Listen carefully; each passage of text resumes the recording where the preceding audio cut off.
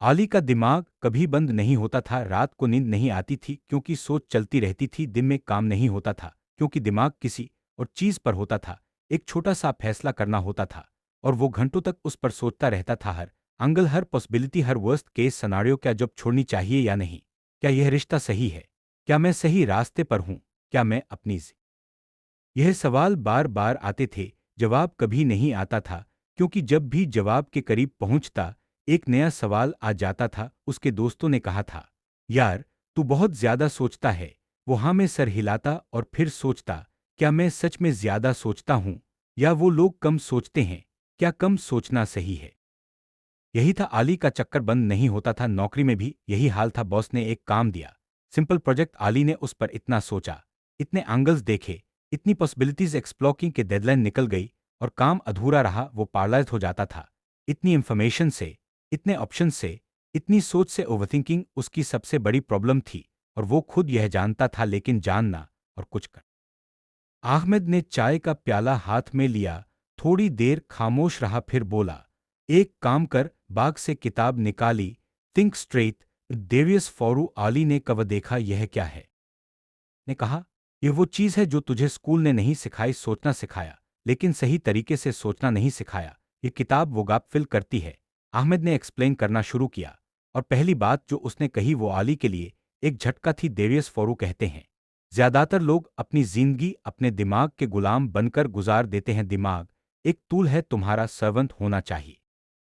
अहमद ने कहा, मतलब यह कि तुझे अपने दिमाग का यूज करना है अपने गोल्स के लिए, अपनी लाइफ के लिए, ना कि दिमाग तुझे यूज करे अपनी रैंडम थॉट्स, अपने फियर्स, अपनी एंग्जाइटीज के लिए। फॉरू की पहली कोर आइडिया है, quality of thinking matters more than quantity.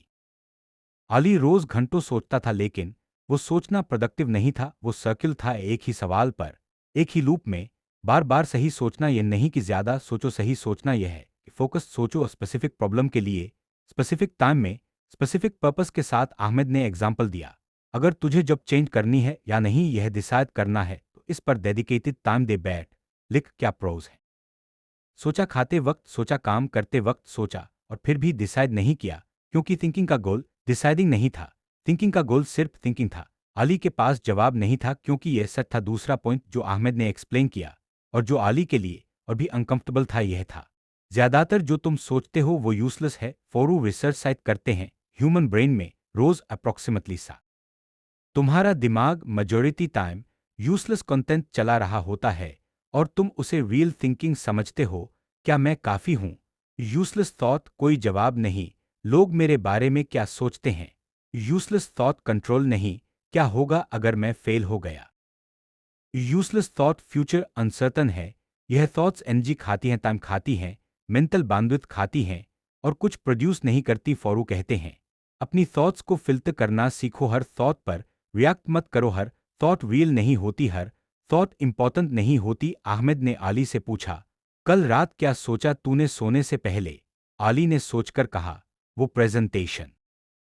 और फिर यह सोचकर कि लोग मुझे जज करते हैं। और फिर एक पुरानी बात जो एक दोस्त ने 3 साल पहले कही थी। अहमद ने कहा, इनमें से कौन सी चीज एक्शनेबल थी? कौन सी चीज कल की सुबह बेहतर बनाती? खुशी, कोई नहीं। आली ने कहा, एग्जैक्टली।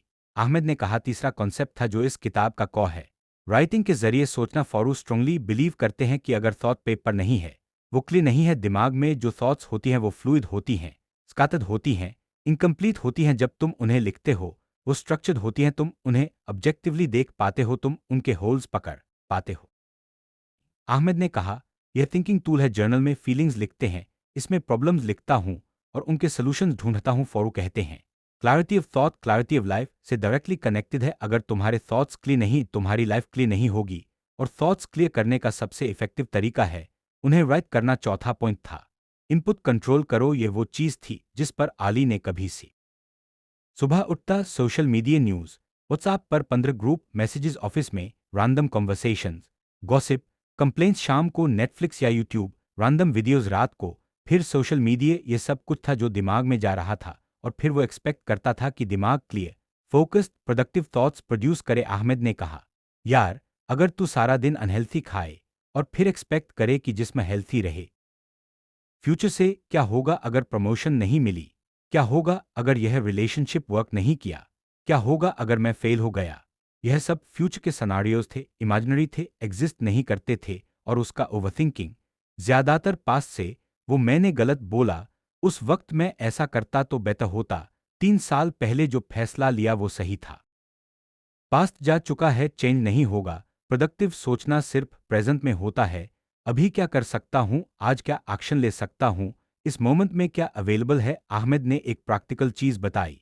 जब भी तू फील करे कि थॉट स्पाइरल हो रही हैं, खुद से एक सवाल पूछ, क्या यह थॉट अभी इस मोमेंट में कोई यूजफुल एक्शन प्रोड्यूस कर सकती है। अगर नहीं तो वो थॉट यूजलेस है, उसे जाने दो। छठा पॉइंट था, डिसीजंस के लिए एक सिस्टम बनाओ। आली की प्रॉब्लम सिर्फ ओवरथिंकिंग नहीं थी, वो डिसीजंस ले ही नहीं पाता था। एनालिसिस पैरालिसिस, इतने ऑप्शंस, इतनी पॉसिबिलिटीज कि एक्ट करना इम्पॉसिबल लगता था। फॉरू का सोल्यूशन सिंपल है, डिसीजन मेकिंग को सिस्टमैटाइज करो। छोटे डिसीजंस जो रिवर्सिबल हैं, जिनका इम्पैक्ट लिमिटेड है, क्विकली लो 2 मिनट से। क्या गलत किया, क्या कुछ और होता तो बेहतर था।